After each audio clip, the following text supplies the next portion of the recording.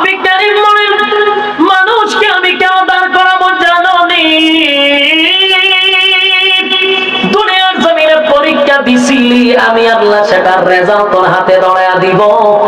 মানুষ গিয়া জমা হবে হাসরের মাঠে, কেউ পানি পান করবে, কেউ কলিজা পাটা পিপাসা লইয়া হাসরের মাঠে দাঁড়ায়া থাকবে। একদিন নয় রে, 2 দিন নয়, 50,000 বছর দাঁড়ায়া থাকতে হবে। সাধারণ কথা না, সাধারণ কথা না। পানির পিপাসায় জিহ্বা কুকুরের মতো বাহির হবে। আল্লাহর পয়গম্বর বরকতি হাত দিয়ে কাউকে পানি পান করাবে, আর কেউ পানি না পান করে হাসরের মাঠে দাঁড়ায় থাকতে হবে। 50,000 বছর বাড়ির কাছে না, সূর্যের তাপে মানুষের মাথার মগজগুলি গলে গলে পড়বে, জিহ্বাটাও বাহির হবে। এই অবস্থায় যে কত হাজার বছর মানুষগুলি একটা সময় বিরক্ত হইয়া চিৎকার দিবে আর বলবে, মালিক রে, জান্নাতে দেও না হয় জাহান্নামে দেও, হাসরের মাঠে আর ভালো লাগে না, সেখান থেকে আমাদেরকে সরায়া দাও। আদম নবীর থেকে লইয়া ঈসা রূহুল্লাহ পর্যন্ত মানুষ সবার কাছেই যাবে একটু আল্লাহর কাছে সুপারিশ করার জন্য। আদম নবীও বলবে ইয়া রাব্বি নাফসি, ইব্রাহিম আলাইহিস সালাতু ওয়াস সালাম বলবে ইয়া রাব্বি নাফসি, নূহ পয়গম্বর বলবে ইয়া রাব্বি নাফসি, মুসা নবী বলেন ইয়া রাব্বি নাফসি। এইভাবে 1,02,24,000 পয়গম্বর ইয়া ঈসা আলাইহিস সালাতু ওয়াস সালাম পর্যন্ত সবাই একটা কথা বলবে, ইয়া রাব্বি নাফসি। আমার কি উপায় হবে? আজকে আল্লাহর সামনে কথা বলার সাহস কোন নবীর হবে না। কথা বুঝতেছেন আমার? আল্লাহ এত রাগান্বিত। এই যুবক ভাই, আলোচনার শুরুতেই বলেছিলাম আল্লাহর নাম রহমান, দয়া মায়া বেশি, কিন্তু আল্লাহর গজব আমরা এখনো দেখি নাই। সেটা হাসরের মাঠে দেখবো। আল্লাহ সেদিন পাহাড় রূপ নিয়ে দাঁড়াবে, সেদিন আল্লাহর সামনে কথা বলার সাহস কোন নবীরাও পাবে না, শুধুমাত্র কেবলমাত্র আমাদের নবী ছাড়া। আদম নবীর থেকে লইয়া ঈসা রূহুল্লাহ পর্যন্ত একটা কথাই বলবে, ইয়া রাব্বি নাফসি। আমার কি উপায় হবে গো? আল্লাহ খালি তর্জন আর গর্জন দিবে, তর্জন আর গর্জন দিবে, আর বলবে নাফরমানরা আমার নিয়ামত খেয়ে আমার নাফরমানি করছস, আজকে দাঁড়া, কেউ কথা বলবে কিনা? আল্লাহ সেদিন বলবেন লিমানিল মুলকুল ইয়াউম, এই পৃথিবীর রাজা বাদশারা দাঁড়া, হামাইন্নারে ডাক দিব, নমরুদ্দারে ডাক দিব। আল্লাহ সেদিন বড় বড় ক্ষমতাশীলরে ডাক দিবে, নমরুদ্দা দাঁড়া, ফেরাউন্না দাঁড়া। আল্লাহ বলবেন সাজ্জাদ দাঁড়া।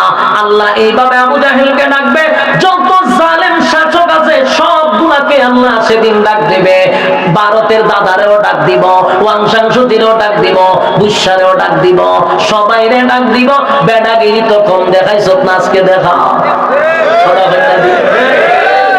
বেডাগিরি যারা বাংলাদেশে করো তারাও কিন্তু ডাক দিব, দাঁড় করাইব, তারা বেডাগিরি কম করছ না।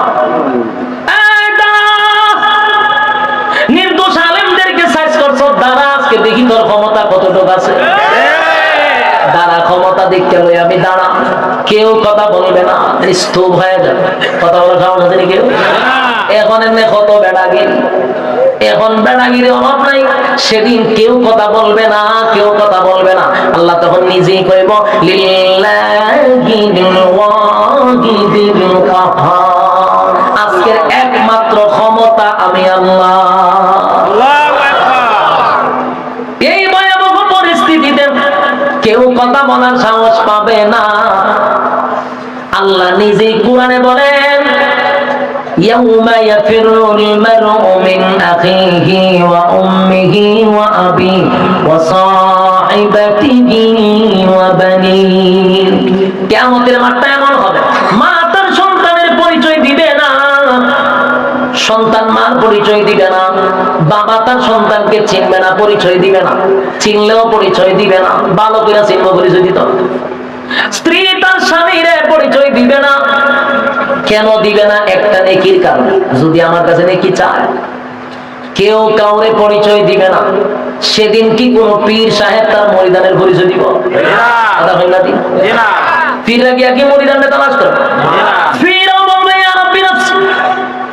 সাধারণ জনগণ যে স্লোগান দিবে ফিরও সেই স্লোগান দিবে, কারণ ফিরের ক্ষমতা দুনিয়াতে আছে গরু ছাগল খাওয়ার, কিন্তু পরকালে এই ক্ষমতা নাই। পরকালে ফিডার ছুটে দৌড়াইব খালি। যুবক ভাই, কিয়ামতের মাঠে কেউ কারো হবে না। আল্লাহ সেদিন হিসাব নেওয়ার জন্য দাঁড় করাবে, একটা দল ডান দিকে আর একটা দল বাম দিকে। আল্লাহ যার কাছে হিসাব চাইব, রেজাল্ট যার হাতে ধরাইয়া বলবে হিসাব দে, আল্লাহর কসম জান্নাতের গ্রামও সে পাবে না। আমার কথা বুঝতেছে?